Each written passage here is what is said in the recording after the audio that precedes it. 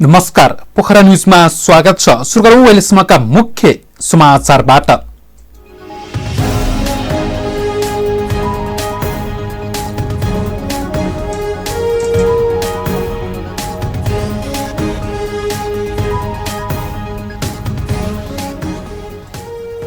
नेपालमा पछिल्लो 24 घण्टामा 502 जनामा कोभिड-19 पुष्टि, 2878 जना संक्रमण मुक्त, थप 17 जनाको मृत्यु।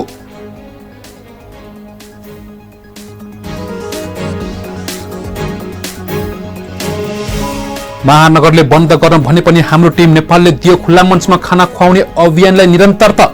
मानिसहरू लामबद्ध भएर बसेपछि खाना खुवाउन बाध्य भएको हाम्रो टिम नेपालका अध्यक्ष पन्तको भनाई।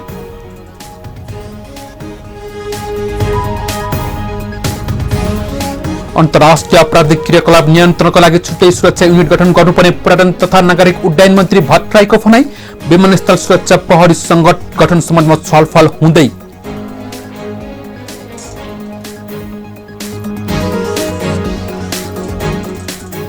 कोभिड भन्दा कडा चुनौती जलवायु परिवर्तन रहेको भन्दै रेड क्रस सोसाइटीले दियो चेतावनी। जलवायु परिवर्तन समस्यासँग जुझ्न कोरोना भाइरस महामारीलाई जस्तै महत्त्व दिएर काम गर्नुपर्ने भनाई।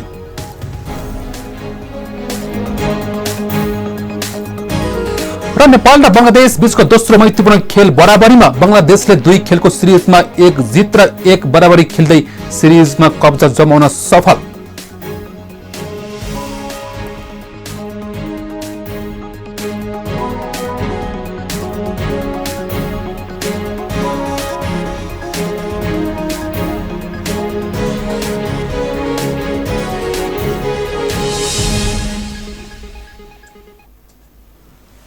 समाचार सुरु गरौँ नेपालमा देखिएको कोभिड-19 भाइरसको प्रसंगबाट। नेपालमा पछिल्लो 24 घण्टामा थप 502 जनामा कोभिड-19 भाइरसको संक्रमण पुष्टि भएको छ। स्वास्थ्य मन्त्रालयले दिएको जानकारी अनुसार 3112 जनाको PCR परीक्षण गर्दा 502 जनालाई संक्रमण पुष्टि भएको हो। यससँगै नेपालमा कोभिड-19 संक्रमितको संख्या 2,11,475 पुगेको छ। यस्तै गएको 24 घण्टामा 2878 जना संक्रमण मुक्त भएका छन्। यससँगै संक्रमण मुक्त हुनेको संख्या 1,79,242 पुगेको छ। अझ देशभर 30,986 जना सक्रिय संक्रमित रहेका छन्। यस्तै 24 घण्टामा 17 जनाको ज्यान गएसँगै कोभिड-19 भाइरसको संक्रमणका कारण ज्यान गुमाउनेको संख्या 1247 पुगेको छ।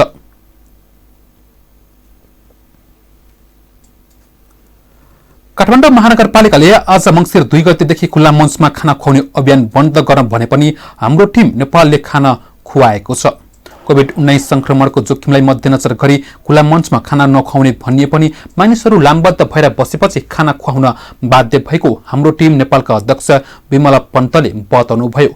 महानगरपालिकाले मङ्सिर 2 गतेदेखि खुल्ला मञ्चमा भेला भएर नभई कुनै पनि ठाउँमा व्यवस्थित गरी खाना खुवाउन हाम्रो टिम नेपाललाई आग्रह गरेको थियो। सोही अनुसार आजदेखि खुल्ला मञ्चमा खाना नखाउने सम्झौता पनि भएको थियो। तर खाना खुवाउनको लागि उचित ठाउँको व्यवस्था गर्न नसकिएकाले फेरि पनि खुल्ला मञ्चमा नै खाना खुवाउन आफूहरू बाध्य भएको पन्तले बताउनु भएको हो। आफूहरूले प्याकेटमा खाना वितरण गर्न खोजेको भए पनि मानिसहरू खुल्ला मञ्चमा नै लामबद्ध भएर बसेपछि पुरानै तरिकाले खाना वितरण गर्न बाध्य भएको पनि उहाँले जानकारी दिनुभएको छ।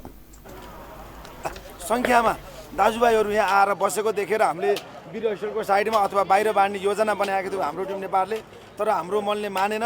त्यहाँबाट चियाएर हेर्दा सयौँका दाजुभाइहरू दैनिक जस्तै खाना खान लाइनमा बसेको देख्दा हाम्रो मनले मानेन। र भनिन्छ नि संसारको सबभन्दा शक्ति भनेको सडकमा आएको मान्छेमा हुन्छ। शासन सत्ता परिवर्तन नि सडकबाट हुन्छ। त्यस्तै गर्दाखेरि सडकमा आएर यसरी लाइन बसेको देख्दाखेरि हाम्रो मनले मानेन।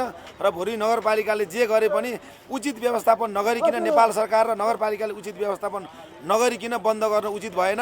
हामी हामी खुला मञ्चमा खाना खुवाउँदैनौँ र प्याकेट गरेर खुवाउँछौँ भनेर हामी नगरपालिकामा साइन गरेर आएको व्यक्ति। तर हजारौँ दैनिक ज्याला मजदुरी गरेर बस्ने भोकापेटहरू यसरी लाइन बस्दा यो हृदय विदारक दृश्यले हामी मन थाम्न सकेनौँ र यही ठाउँमा बाँड्न बाध्य भयौँ र बाँड्छौँ। र नगरपालिकाले उचित ठाउँ हामी निरन्तर छलफल भइराख्दा पनि उचित ठाउँ खासै देखिएन। बन्द कोठाभित्र खाना आउने मानिसहरू भने खुल्ला मञ्चमा खाना वितरण गर्ने कार्यलाई महानगरपालिकाले रोक्न लागेको भन्दै आक्रोश व्यक्त गरेका छन्। उनीहरूले के काम देऊ होइन भने खाना देऊ भन्दै खाना खुवाउने कार्यक्रमलाई नरोक्न माग गरेका छन्। कोभिड-19 महामारीका कारण काम नपाएर भोकै बस्नुपर्ने बाध्यता भएपछि खुल्ला मञ्चमा आई निःशुल्क वितरण गरेको खाना खान बाध्य भएको बताएका हुन्। सडकमा बसेर खाना खान आफूहरूको रहर नभई बाध्यता भएको पनि उनीहरूले बताएका छन्। हटाउने रे यहाँ नखुवाउने रे अब उसले हलमा कसरी खुवाउँछ हेरौँला नि। मासु भात खुवाउँछ कि खसी मासु भात खुवाउँछ कि त्यहाँ स्ट्यान्डर्डमा प्लेटमा चम्चाले निकाले खाने हामीले आदेश पाउनुपर्छ। अब विद्या सुन्दर साक्य सर विद्या सुन्दर साक्य सर विद्वान हो, स्थानीय निकायको सरकार पनि हो। यी भोका पेटहरूलाई अहिलेसम्म उहाँहरूले थामिदिनु भएको छ।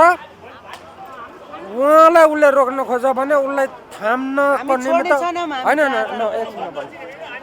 यो यो यो पुरै यो जनताहरू यी व्यक्तिहरू उसको आँगनमा जान्छन्। कुनै पुलिस प्रशासनले उसलाई रोक्न सक्दैन यिनीहरूलाई। हाम्रो टिम नेपालले गत चैत्र 11 गतेदेखि लकडाउन भएपछि खाना नपाएर समस्यामा परेका व्यक्तिहरूलाई चैत्र 14 गतेदेखि खाना खुवाउँदै आएको छ। सुरुमा उपत्यकाका विभिन्न ठाउँमा खाना वितरण गर्दै आएको यो समूहले पछिल्लो समय खुल्ला मञ्चमा निःशुल्क खाना खुवाउने काम गर्दै आएको हो। तर काठमाडौँ महानगरपालिकाको अव्यवस्थित रूपमा खाना खुवाउँदा संक्रमण फैलिने डर भएको भन्दै खुल्ला मञ्चमा खाना खुवाउने अभियान बन्द गर्न आग्रह गरेको छ। व्यवस्थित ठाउँमा खाना खुवाउने भए आफूले पनि सक्दो सहयोग गर्ने महानगरपालिकाले बताउँदै आएको छ।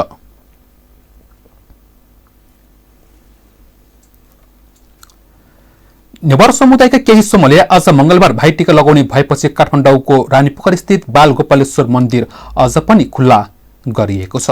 रानीपोखरीको बीच भागमा रहेको बालगोपालेश्वर मन्दिर मंगलबार बिहान 5 बजेदेखि साँझ 5 बजेसम्म खुल्ला हुने भएको हो। दिदी बहिनी नहुने दाजुभाइले बालगोपालेश्वर मन्दिरमा पुगेर पूजाआजा गरी टीका लगाउने प्रचलन रहेको छ। त्यसैले बालगोपालेश्वर मन्दिर भाइटिकाको दिनमा मात्र खुल्ने गरिन्छ। यसपटक सोमबार मंगलबार टीका लगाउने भएपछि मन्दिरलाई 2 दिन नै खुल्ला गरिएको हो। मंगलबार बिहान पनि केही समय द्वितीय तिथि रहेकाले नेवार समुदायका केही समूहले आज भाइटिका लगाउने भएका हुन्। नेवार समुदायको भाइटिका किजा पूजाका लागि सरकारले आज पनि देशभर सार्वजनिक बिदा दिएको छ। हरेक वर्ष भाइटिकाको दिन खुल्ने यो मन्दिरलाई 2072 सालको भूकम्पका कारण क्षतिग्रस्त भएपछि 5 वर्षसम्म पुनर्निर्माणका कारण बन्द गरिएको थियो। तर अहिले पुनर्निर्माण सम्पन्न भएपछि तिहारमा टीका लगाउन सर्वसाधारणका लागि खुल्ला गरिएको हो। 5 वर्षपछि पुनः बालगोपालेश्वर मन्दिरमा पूजा गरी भाइटिका लगाउन पाउँदा सर्वसाधारणहरू खुसी देखेका छन्। यस वर्ष कोभिड-19 संक्रमणको जोखिम कारण स्वास्थ्य सुरक्षा सम्पूर्ण मापदण्ड लागू गरी टीका लगाउने व्यवस्था गरेको जानकारी गराइएको छ। पोखरा न्यूजमा अब पर्यटन समाचार।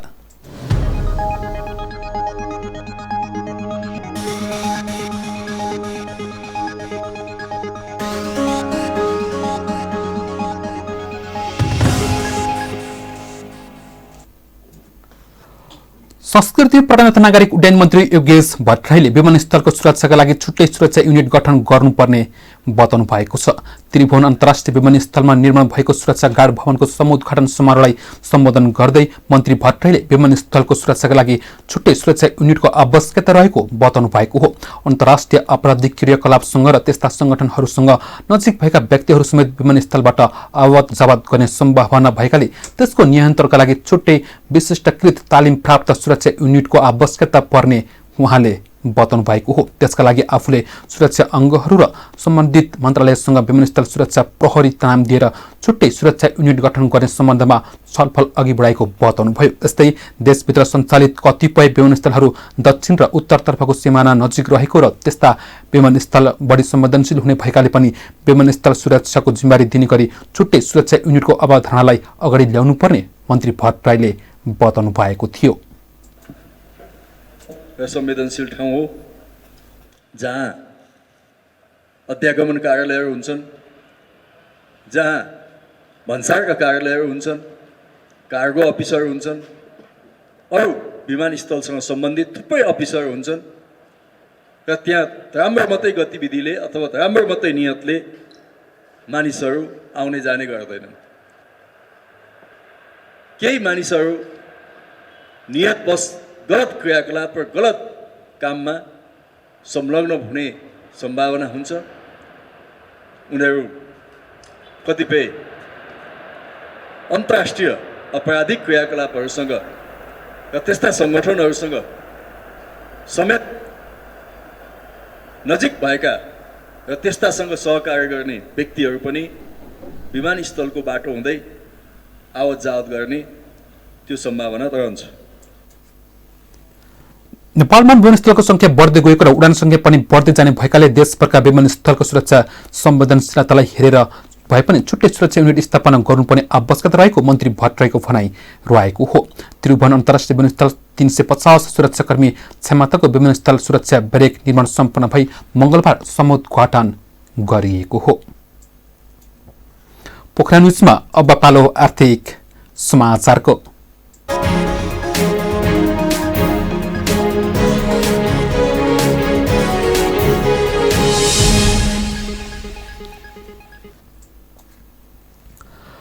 लटरम्मै हुने गरी फल दिने सुन्तलाका बोटले फल नदिन नसक्दा साबिकको जिल्ला कृषि विकास कार्यालयको पकेट क्षेत्रमा सूचीकृत साउथ गाउँमा केही वर्षदेखि बोट मात्रै रहेका छन्। सुन्तला बिक्रीबाटै वार्षिक रु 5 लाख भन्दा बढी आमदानी गर्दै आउनुभएका बेसीशहर नगरपालिका 11 साउथ गाउँका सुरेश बाबु पाण्डेका सुन्तलाले बोटले केही वर्षदेखि फल दिन छाडेको छ। 15-16 वर्ष अघिदेखि 400 रोपनीमा 300 भन्दा बढी बोटले फल दिँदै आएका थिए। त्यसबाट वर्षेनी रु 3 लाखदेखि 4 लाखसम्म आमदानी हुने गरेको थियो। केही वर्षदेखि सुन्तलाका बोट मर्दै जाने क्रम यति बेला रोगले सबै सखाप भइसकेको छ। किसान पाण्डेले भन्नुभयो, अहिले त परिवारले खाने पनि सुन्तला छैन। सुन्तला सखाप भए पनि धान मकै खेती गर्न थालिएको छ। गाउँमै सबैभन्दा पहिला करिब 40 वर्ष अघिदेखि नै रोपनी क्षेत्रफलमा 500 भन्दा बढी सुन्तलाका बोट लगाएर फल दिन थालेपछि वर्षेनी रु 5 लाख भन्दा बढी आमदानी गर्दै परिवारको खर्चमा टेवा पुग्दै आएको थियो। 5 वर्ष अघिदेखि सुन्तलाका बोटमा लागेको रोगका कारण मासिँदै जाँदा यति बेला 195 बोट मात्र बाँकी छ। यस वर्ष रु 1 लाख जति मात्रै आमदानी हुने अपेक्षा रहेको पनि उहाँले बताउनुभयो। उनीहरूको मात्रै नभई गाउँमा रहेका 80 घर परिवारले नै लामो समयदेखि सुन्तला लगाउँदै आए पनि बोटमा रोग लागेपछि अधिकांशको सुन्तला मरिसकेको र केहीको मात्रै बाँकी रहेको उहाँले जानकारी दिनुभएको हो। पोखरा न्युजमा अब अन्तर्राष्ट्रिय समाचार।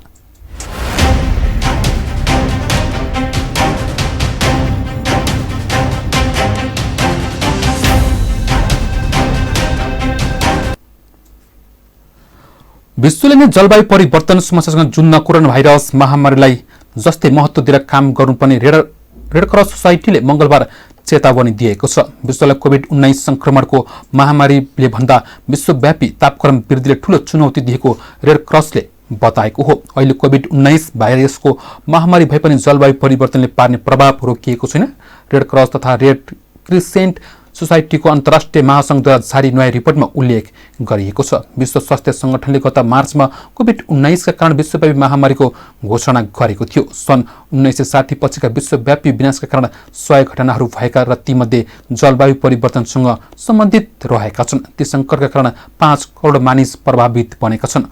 आईएफआरसीका महासचिव जागन चापागाईले भर्चुअल प्रेस कन्फरेन्समा भन्नुभयो, पक्कै पनि अहिले कोभिड-19 को महामारीले विश्व आक्रान्त बनेको छ। यो समस्या हाम्रो सामुन्नेमा छ।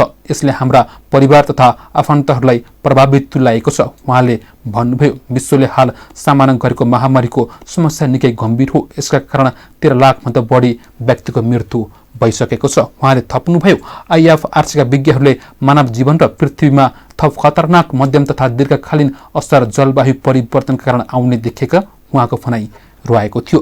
कोभिड-19 को समस्यासँग जुझ्न एउटा वा धेरै खोपहरू छिट्टै हामीबीच उपलब्ध हुनेछन्, तर दुर्भाग्यको कुरा जलवायु परिवर्तन नियन्त्रणका लागि उपायहरू खासै सोचिएको छैन। विश्वले आगामी दशकहरूलाई जलवायु परिवर्तन नियन्त्रणका लागि सदुपयोग गर्नुपर्ने उहाँले बताउनु भएको थियो।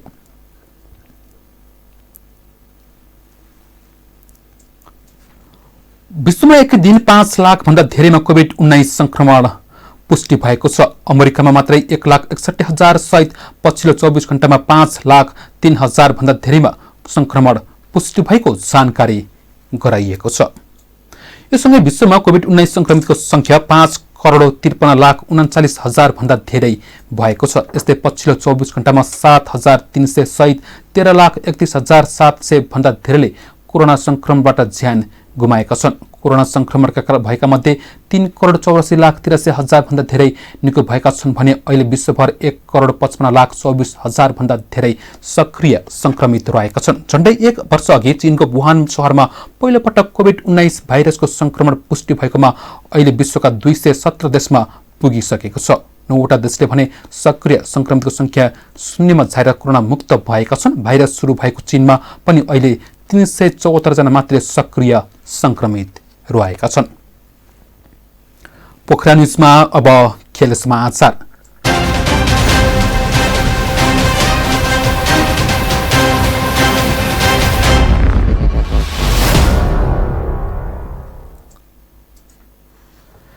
नेपालले दोस्रो अन्तर्राष्ट्रिय मैत्रीपूर्ण खेलमा बंगलादेशसँग बराबरी खेलेको छ। ढाकास्थित बगबन्धु रंगशालामा मंगलबार भएको खेलमा नेपालले बंगलादेशसँग गोलरहित बराबरी खेलेको हो। बंगलादेश विरुद्ध निकै आक्रामक खेल खेले पनि नेपालले गोल गर्न भने सकेन। खेल अवधिभर नेपालका अग्रपंक्तिका खेलाडी डरलाग्दो आक्रमण बनाउनबाट चुकेका थिए, तर खेलको इन्जुरी समयमा नवयुग श्रेष्ठको हेड प्रहार पोस्टमा लागेर फर्किएको थियो। रजिन धिमालको क्रसमा नवयुगको उत्कृष्ट हेडर पोस्टमा लागेर फर्कँदा नेपाल जित निकालबाट वञ्चित बन्न पुग्यो।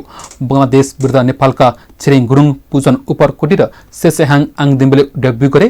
रक्षात्मक खेल्दै काउन्टर एट्याकमा जोड दिएको बंगलादेशले पनि उत्कृष्ट आक्रमण गर्न भने सकेन। यस बराबरीसँगै मुजिब वर्ष फिफा अन्तर्राष्ट्रिय फुटबल सिरिज बंगलादेशले जितेको छ। बंगलादेशले 2 खेलको सिरिजमा 1 जित र 1 बराबरी खेल्दै सिरिजमा कब्जा जमाएको हो। शुक्रबार भएको पहिलो मैत्रीपूर्ण खेलमा बंगलादेशसँग नेपाल 2-0 गोल अन्तरले पराजित भएको थियो। फिफा विश्वकप 2020 कतार अन्तर्गत दक्षिण अमेरिकी क्षेत्रको छनौटको चौथो चरणको खेलमा ब्राजिलले उरुग्वेको भ्रमण गर्दैछ। खेल नेपाली समय अनुसार बुधबार बिहान 4:45 बजे सुरु हुनेछ। छनौटमा 100% जितको नतिजा हासिल गर्ने एकमात्र टोली ब्राजिल सोही लयलाई निरन्तरता दिने सुरमा हुनेछ। यता 3 खेलमा 6 अङ्क जोडेको उरुग्वे घरेलु मैदानमा ब्राजिललाई रोक्दै अङ्क बराबर गर्ने लक्ष्यका साथ मैदानमा उत्रनेछ। उरुग्वेले अघिल्लो महिनामा इक्वेडरसँग 4-2 को हार बेहोरेको थियो। दक्षिण अमेरिकी छनौटमा त्यसपछि लामो विश्वास रहेकाले पनि दुवै टोली सुखद नतिजा हासिल गर्ने सुरुमा हुनेछन्, तर दुवै टोलीमा चोटका कारण केही समस्या हुनेछ। मुख्य फरवार्ड नेमार र लुइस सुआरेजको अनुपस्थितिले केही खल्लो हुनेछ। नेमार ग्रोइनको चोटका कारण बाहिर छन् भने सुआरेज कोरोना भाइरस संक्रमण पुष्टि भएपछि आइसोलेसनमा रहेका छन्। अब मौसम सम्बन्धी समाचार।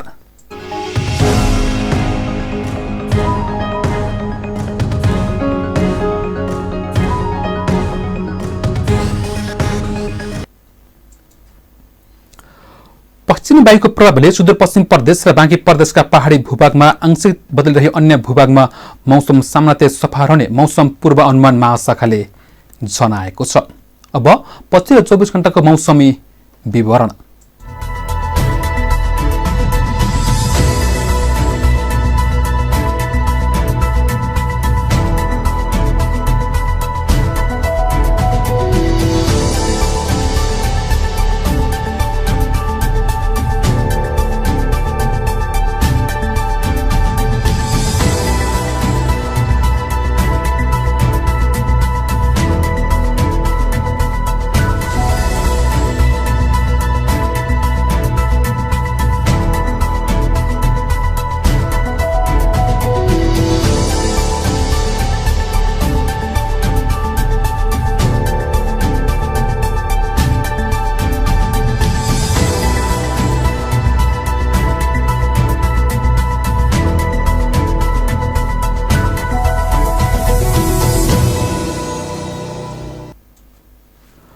समाचारको अन्त्यमा प्रमुख समाचारका शीर्षकहरू पुनः एकपटक।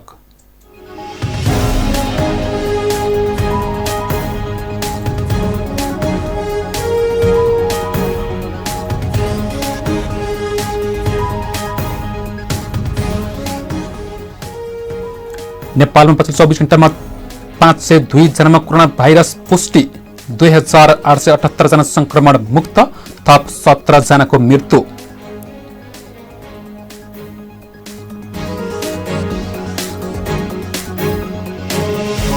महानगरले बन्द गर्ने भने पनि हाम्रो टिम नेपालले दियो खुल्ला मञ्चमा खाना खुवाउने अभियानलाई निरन्तरता। मानिसहरू लामबद्ध भएर बसेपछि खाना खुवाउन बाध्य भएको हाम्रो टिम नेपालका अध्यक्ष पन्तको भनाई।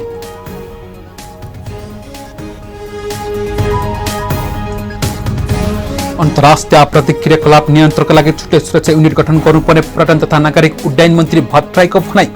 विमानस्थल सुरक्षा प्रहरी गठन सम्बन्धमा छलफल हुँदै।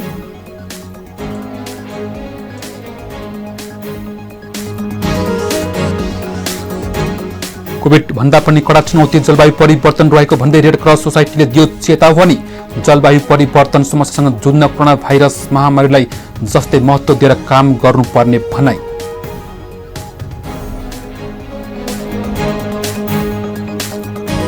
र नेपाल र बंगलादेश बीचको दोस्रो मैत्रीपूर्ण खेल बराबरीमा। बंगलादेशले 2 खेलको सिरिजमा 1 जित र 1 बराबरी खेल्दै सिरिजमा कब्जा जमाउन सफल।